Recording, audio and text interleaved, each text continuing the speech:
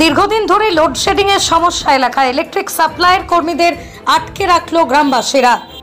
এই বঞ্চিত অবহেলিত আমরা সুরাহা পাইনি। বিশেষ করে এখানে দুটো টাওয়ার, নতুন একটা টাওয়ার হয়েছে ইলিগালভাবে, সাহেবের পয়সা টয়সা খেয়ে এইসব করেছে। এরকমভাবে কোনো সিস্টেম নেই। আমরা যতটুকু জানি, আমরা সাধারণ মানুষ বঞ্চিত কেন হব?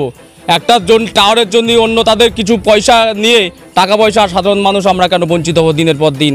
এরা যথেষ্ট ভালো আমাদের সঙ্গে, আমরা কখনো ওদের সঙ্গে কখনো খারাপ ব্যবহার করিনি, কিন্তু ধৈর্যের সীমা আজকে ছাড়িয়ে গেছে, সেই জন্য ওদের আটকে রেখেছি।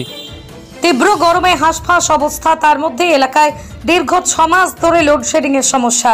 একাধিকবার বিদ্যুৎ দপ্তরে জানিয়েও সুরাহা না হওয়ার কারণে বিদ্যুৎ দপ্তরের কর্মীদের স্কুল ঘরে তালা বন্ধ করে আটকে রাখলো গ্রামবাসীরা। সুন্দরপুর গ্রাম পঞ্চায়েতের বোচাখালী এলাকার ঘটনা। তাদের অভিযোগ, এলাকায় একটি টাওয়ার বসানোর পর থেকে লোডশেডিং এর সমস্যা।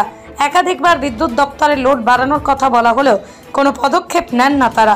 শুধু তাই নয়, লিখিতভাবেও একাধিকবার জানানো হয়েছে তাদের দাবি যতক্ষণ না এই সমস্যার সমাধান হবে ততক্ষণ পর্যন্ত বিদ্যুৎ দপ্তরে কর্মীদের আটকে রাখা হবে। দেখুন, আমরা অনেক অধৈর্যর পরে আমরা এই পরিষেবাটা দীর্ঘদিন থেকে পাই না। আমরা এদের আটকে রেখেছি, এই মানে ওদের দুর্ব্যবহারের জন্য আমরা আটকে রেখেছি। আমরা পরিষেবা পাই না। আর কল করা হলো, লাগিয়ে দিয়ে চলে গেলো, পরবর্তীতে আবার ফিউজ বলতে হয়।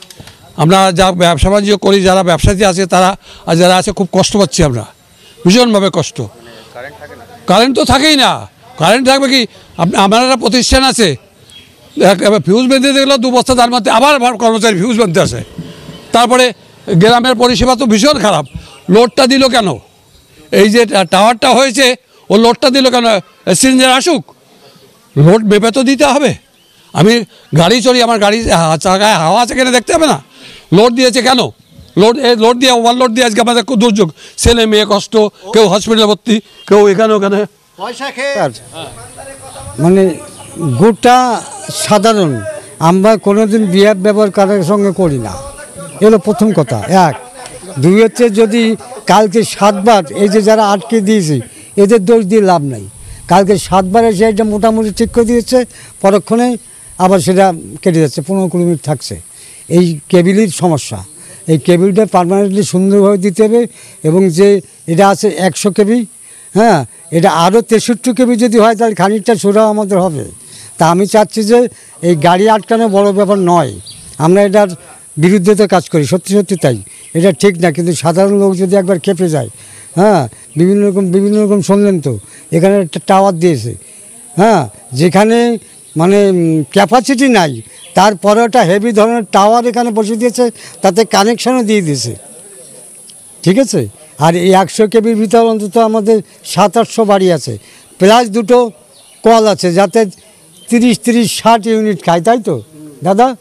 হ্যাঁ, এরপরেও এর আগেও পাবলিক, এখানকার পাবলিক যে আমাদের অ্যাসিস্ট্যান্ট ইঞ্জিনিয়ার যে গালাপোতা ব্রাঞ্চে, তার কাছে যে আমরা রিসিভ কপি নিয়ে এসেছি, তারপরেও আজকে 20 দিনের কোনো সুরাহা হয় না।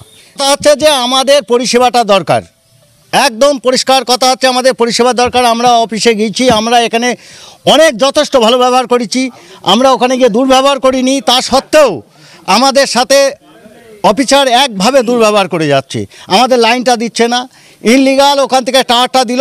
যেদিন টাওয়ারটা দিয়েছে, টাওয়ারের লাইনটা দিয়েছে, সেই দিন থেকেই শুরু হলো আমাদের বাড়ি লোডশেডিং। মানে কি, ওরা এসে কাজ করে দিয়ে যাচ্ছে, সাথে সাথে লাইনটা কেটে পড়ে যাচ্ছে, মানে কোনো কথা না, 5 মিনিটের ভিতরে কেটে পড়ে যাচ্ছে। অফিসারে যখন ফোন করলাম, তখন অফিসার সুইচ অফ করে দিল। কোন কারণটা কোথায়?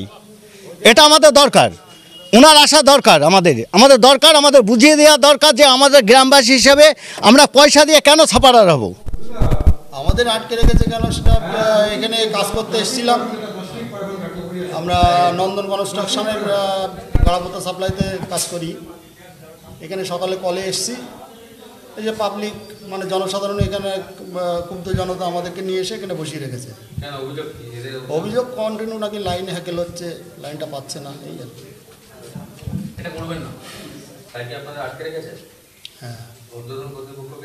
হ্যাঁ, ঊর্ধ্বতন কর্তৃপক্ষকে জানিয়েছি, ওনারা বললেন যে যথাযথ ব্যবস্থা নেবেন।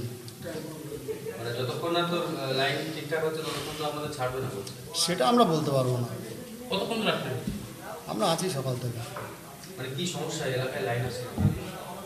লাইন আসছে না এখন। দেখুন গরমের সময় লোড বেড়ে গেছে, উপযুক্ত চাহিদা অনুযায়ী পাওয়ার সাপ্লাইটা ঠিক হচ্ছে না, মানুষের চাহিদা উত্তরোত্তর বাড়ছে, তার কারণে লাইনটা ফল্ট হচ্ছে।